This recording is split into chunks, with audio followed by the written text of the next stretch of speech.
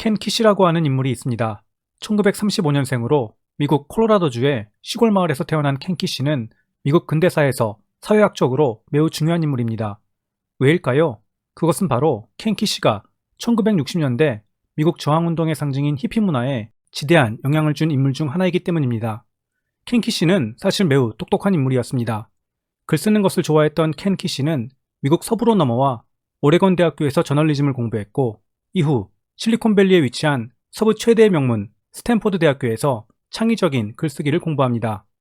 1960년대는 미국도 베트남전과 존 F 케네디 암살 등 여러 가지로 혼란스러운 시대였습니다.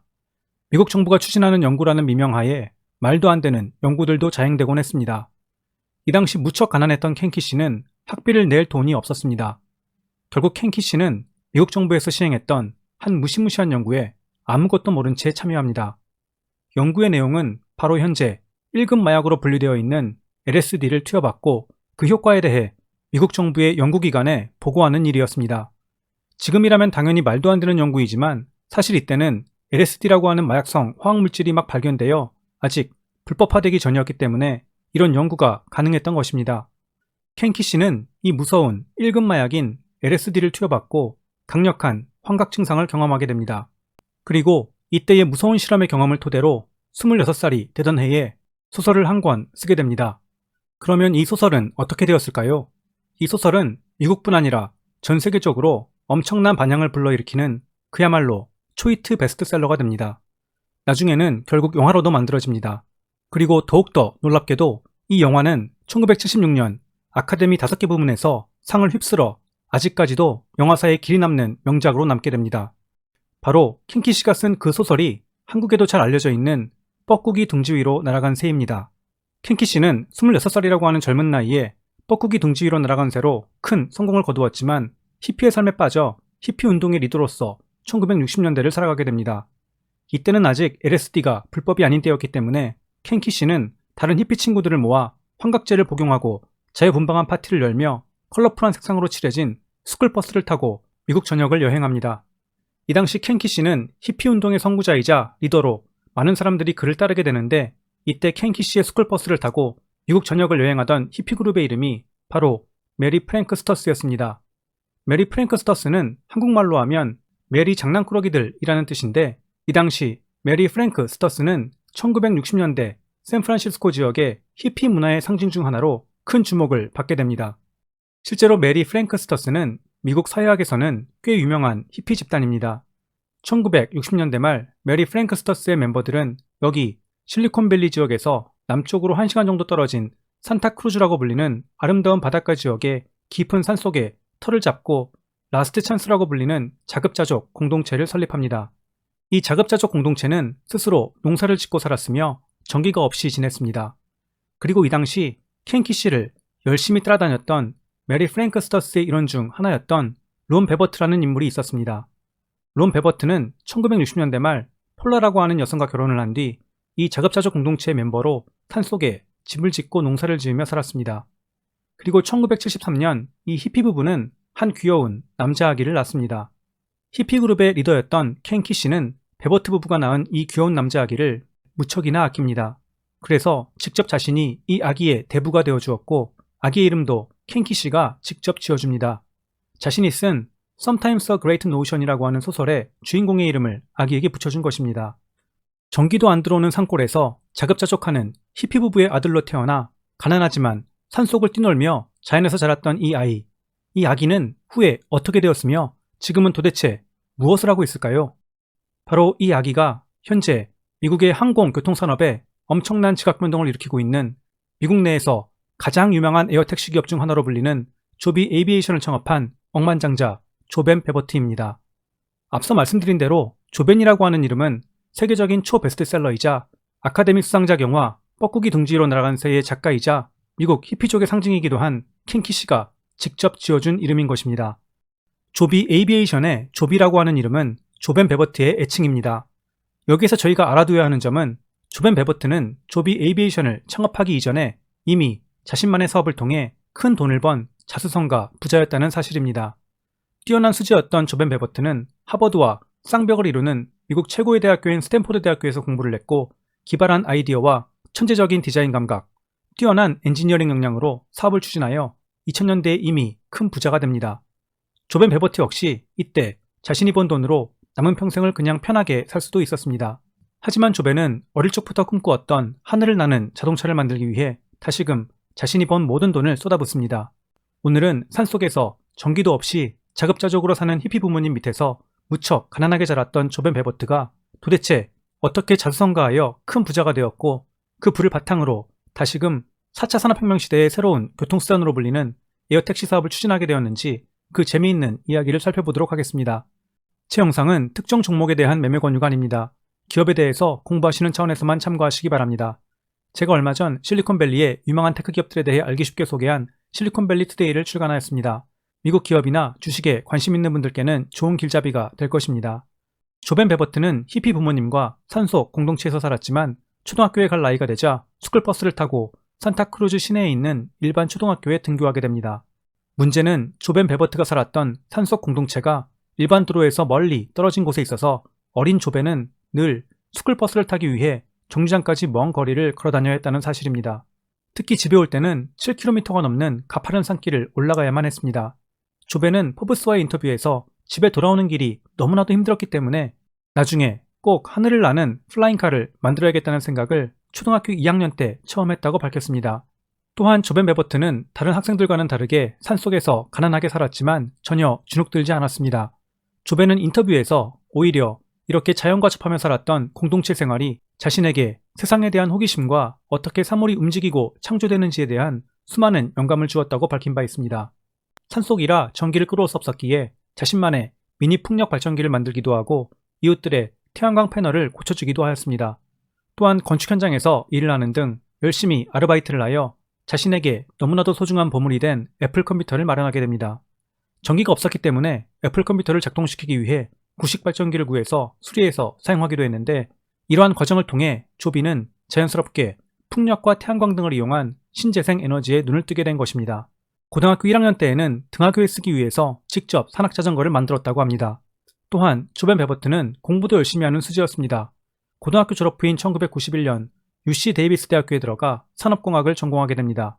그리고 여기에서 조벤은 자신의 소명을 깨닫게 해주는 산업공학과의 한 교수님을 정말 운명적으로 만나게 됩니다. 이 교수님의 이름이 폴 몰러였는데 이 교수님의 별명이 무엇이었을까요? 바로 미친 발명가, 즉 크레이지 인벤터였습니다. 폴 몰러는 무려 50년이 넘는 긴 기간 동안 다른 사람들이 고개를 절레절레 흔들었던 한 제품의 연구개발에 몰두하고 있었습니다. 그 제품이 바로 하늘을 나는 플라잉카였던 것입니다. 초등학교 때부터 플라잉카를 만들고 싶어 했던 조벤에게는 정말 운명과도 같은 만남이었습니다. 조벤은 폴 몰러 교수님과 찰떡궁합이 되어 대학교 생활 내내 폴 몰러 교수님의 플라잉카 제작에 푹 빠져 헌신적으로 연구개발에 참여하게 됩니다. 물론 여기에서 공기역학과 엔진, 모터, 항공기술 및 비행체에 대해 그 누구보다도 빠삭하게 배울 수 있게 됩니다. 하지만 이 당시에는 전기모터 기술이 지금처럼 발달하지 않았던 시기라 엄청나게 큰 엔진을 사용하지 않으면서도 큰 출력을 낼 수 있는 방법을 찾는 데에는 결국 실패하고 맙니다. 하지만 조벤은 자신의 대학 생활이 너무나도 즐거운 나날의 연속이었고 미친 발명가 폴 몰러 교수님과의 생활이 정말 어메이징한 경험이었다고 밝혔습니다. 또한 조벤 역시 미친 상상을 현실로 만들어가는 빅 아이디어 엔지니어링에 대한 열정을 몰러 교수님께 배우게 됩니다. 조벤은 1995년 UC 데이비스를 졸업하자마자 곧바로 스탠포드 대학교의 대학원에 진학하여 산업공학 디자인을 공부합니다. 그리고 산업공학 디자인 수업을 들으면서 디자인 과제로 한 제품을 만들게 됩니다. 이 제품은 수년 후에 실제로 조벤이 만들어서 시장에 내놓게 되는데, 이 제품이 전 세계적으로 엄청나게 빅히트를 치면서 말 그대로 조벤을 돈방석에 앉게 해줍니다. 이 제품이 무엇이었을까요? 바로 국민 삼각대로 불리는 고릴라 포드입니다. 구글에 고릴라 포드라고 치시면 한국에서도 실제로 국민 삼각대라고 불리는 것을 확인하실 수 있습니다. 유연한 다리를 가지고 있어 자유자재로 각도 조절이 가능한 고릴라 포드를 바로 조벤 베버트가 디자인한 것입니다. 나중에 조벤은 자신의 애칭인 조비라는 이름으로 기업을 만들었고 조비 고릴라 포드를 내놓아 공전에 데이트를 친 것입니다. 하지만 조벤이 스탠포드 대학원에 다닐 당시인 즉 90년대 말에는 사업을 추진할 돈이 없었습니다. 그래서 이 당시에는 수업 중 과제로 만든 고릴라 포드에 대한 아이디어만 갖고 있었고 수년 후에 이 아이디어를 직접 사업화한 것입니다. 조벤은 늘 자신의 사업을 하고 싶었지만 사업을 시작하기 위해서는 시드머니가 필요했습니다. 그래서 일단 스탠포드 대학원을 졸업한 후 기업에 들어가 돈을 모으기로 작정합니다. 그래서 들어간 기업이 바로 인사이트라고 불리는 작은 바이오 제약 스타트업이었습니다. 조벤은 이 회사에서 생명과학 연구를 위한 장비와 로봇을 디자인하고 만드는 엔지니어링 디렉터로 일을 합니다. 하지만 적은 월급만으로는 사업을 위한 시드머니를 마련하는 것이 어려웠습니다. 조벤은 그래서 꾀를 냅니다. 생활비를 최대한 아껴서 남는 월급을 저축하는 대신 모두 실리콘밸리의 테크 기업들의 주식을 산 것입니다. 이때가 바로 1997년이었습니다. 그렇다면 조벤은 무슨 주식을 샀을까요? 바로 애플과 인텔과 같은 큰 성장이 기대되는 테크 주식들이었습니다. 그리고 1999년 조벤에게 드디어 잭팟이 터집니다. 닷컴 버블이 절정으로 치솟으면서 주식이 불과 2년 만에 초대박을 친 것입니다. 조벤은 기가 막히게도 매도 타이밍을 잘 잡았습니다. 1999년 닷컴 버블이 최절정에 달했을 때 주식을 모조리 매도하였고 이로 인해 당시 50만 불, 하나로 약 6억 원이라고 하는 돈을 손에 쥐게 됩니다. 그리고 미련 없이 회사를 퇴사하고 꿈에 그리던 자신만의 벤처 스타트업을 세웁니다. 이 회사가 바로 벨로시티 11이라고 하는 로봇 디자인 스타트업입니다. 조벤은 시장을 보는 눈도 탁월했습니다. 당시 막 열리기 시작했던 유전자 시장이 미래에 크게 성장할 것이라고 믿었습니다. 자신이 기존 바이오 제약사를 다니면서 익힌 생명공학 분야에서의 로봇 엔지니어링 기술을 활용하여 유전자 실험을 위한 로봇을 디자인하는 스타트업을 세운 것입니다. 그렇다면 결과는 어땠을까요? 조벤의 사업은 승승장구하였고 2005년 조벤은 자신의 첫 스타트업인 벨로시티 11을 거대 바이오테크 기업인 에즐런트 테크놀로지스에 약 1200억 원에 매각하면서 실리콘밸리의 자수성가한 부자의 대열로 들어서게 됩니다. 2005년 회사를 매각하고 난 뒤 조벤은 비로소 자신이 스탠포드 대학교에서 만들었던 고릴라 포드를 시장에 내놓기로 결심합니다. 그래서 또다시 스타트업을 세우는데 이 기업의 이름이 바로 조벤의 애칭을 딴 조비입니다. 8개의 관절이 있어 자유자재로 변형하여 다양한 각도에서 촬영이 가능한 조비의 고릴라 포드는 미국뿐 아니라 전 세계적으로 엄청난 데이트를 치게 됩니다.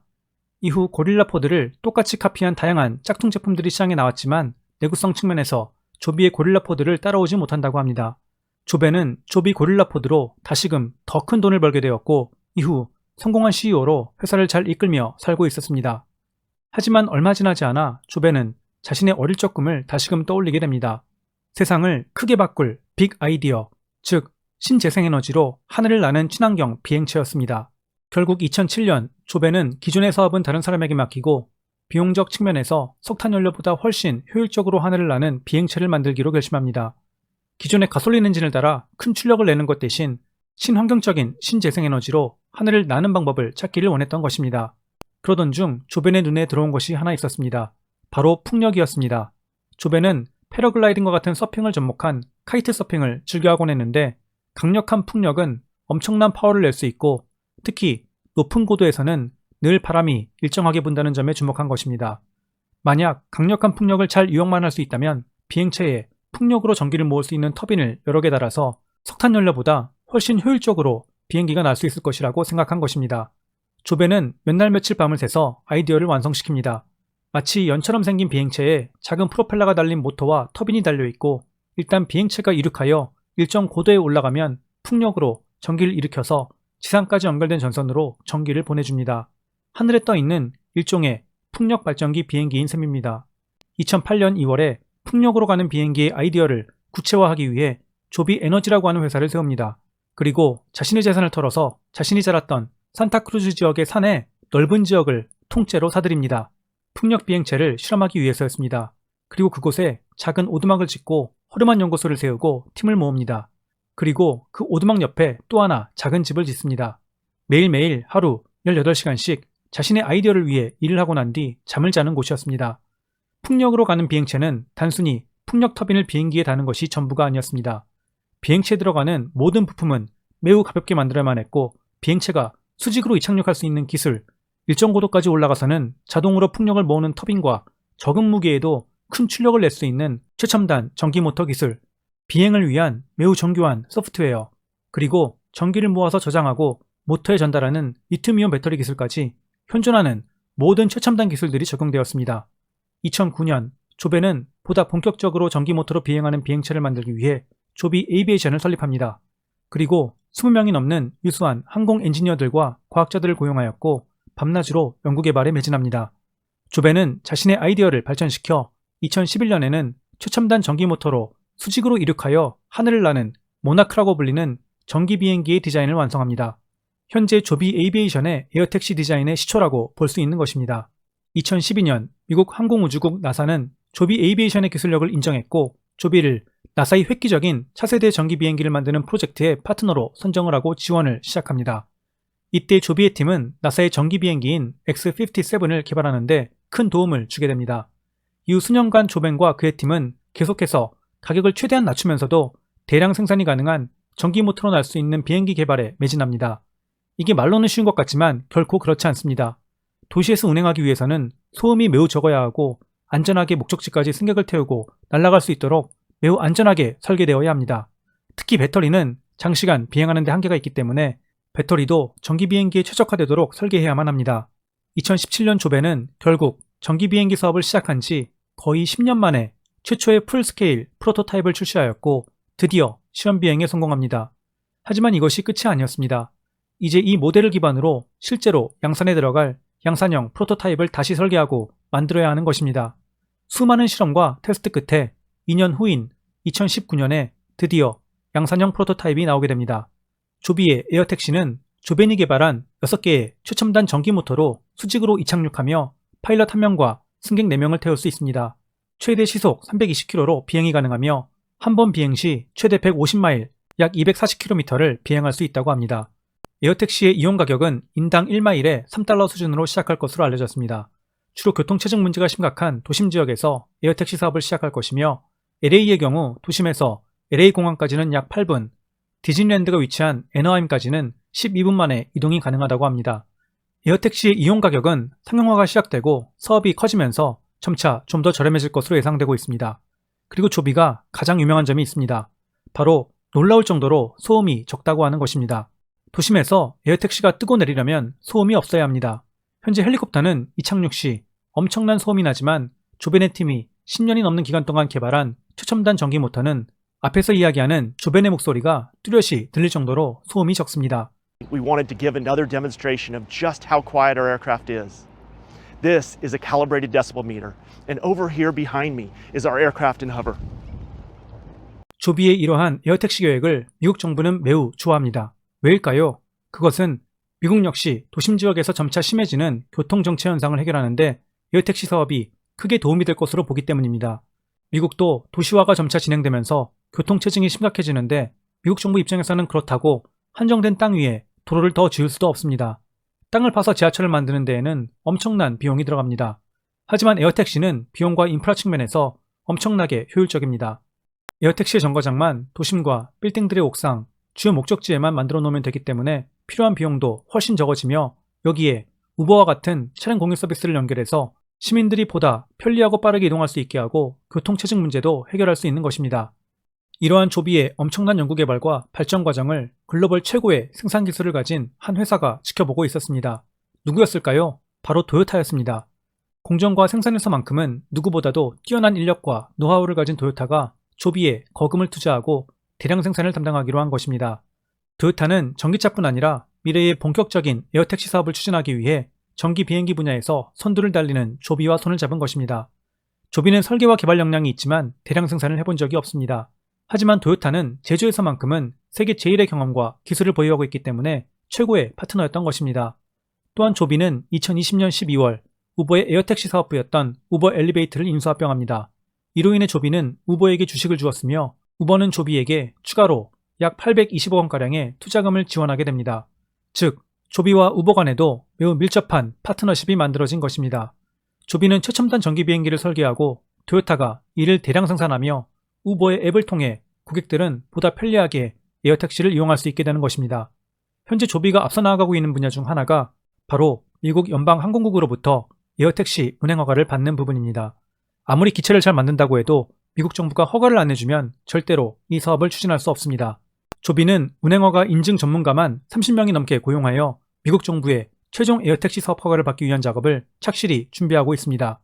현재 1단계인 지원 단계가 완료되었고 2023년까지 최종 허가를 완료하여 2024년부터는 에어택시 사업을 시작할 계획입니다. 또한 조비는 현재 캘리포니아의 마리나라고 하는 지역에 5,000평방피트의 부지를 확보하여 에어택시의 대량 생산 공장을 이미 짓고 있습니다. 조비는 작년인 2021년 8월 스펙 합병을 통해 드디어 뉴욕 증권거래소에 상장을 합니다. 페이팔의 창업자 중 하나이자 링크드인을 만들어 억만장자가 된 리드 호프만이 주도하는 기업인수 합병회사와 합병한 것입니다. 조비항공의 주가는 상장 직후 14불대까지 치솟았다가 등락을 거듭하고 있습니다. 최근에는 미국 테크 성장주들이 전반적으로 큰 약세를 보이고 있어 주가도 크게 하락하여 2022년 1월 7일 현재 6불대까지 폭락해 있는 상황입니다. 앞서 말씀드린 대로 조비항공의 에어택시 사업은 사업의 허가를 받고 기체가 대량 생산되어 사업이 실제 런칭하기까지는 아직 2년을 더 기다려야 하기 때문에 그때까지는 계속 매출이 없이 비용만 발생할 것이라고 하는 점을 반드시 명심해야 합니다. 따라서 미래 큰 폭의 사업 성장에 대한 기대감과 우려감에 따라 주가의 변동성 역시 매우 클 것으로 예상됩니다. 하지만 계획대로 사업이 잘 추진만 된다면 땅이 넓고 주 도심 내 정체가 극심한 미국 시장에서 교통산업의 게임 체인저가 되어 많은 사람들에게 혁신적인 교통수단을 제공해 줄 것으로 보입니다. 조비항공의 창업자 조벤 베버트는 말 그대로 히피 가족의 아들로 태어나 전기도 없는 산골에서 가난하게 자란 아이였습니다. 물질적으로 풍요하지 않았지만 절대로 기죽거나 부모님을 원망하지 않고 오히려 이러한 불편한 생활을 기회로 삼아 포기하지 않고 끊임없이 도전하는 삶을 살았습니다. 나는 할 수 있어, 더 나은 미래가 있을 거야 라고 하는 긍정적인 자존감과 열심히 자신의 꿈을 향해 노력하는 근면성실한 자세가 얼마나 중요한지 다시금 깨닫게 됩니다. 조벤 베버트의 조비항공이 계획대로 사업을 잘 런칭하여 전세계 교통산업을 혁신시키기를 기대합니다. 실리콘밸리 투데이를 시청해주시고 사랑해주시는 많은 분들, 올해에도 더 풍성하고 행복하며 원하시는 모든 일들이 다 이루어지는 축복된 한 해가 되기를 기원드립니다. 새해 복 많이 받으시기 바랍니다. 감사합니다.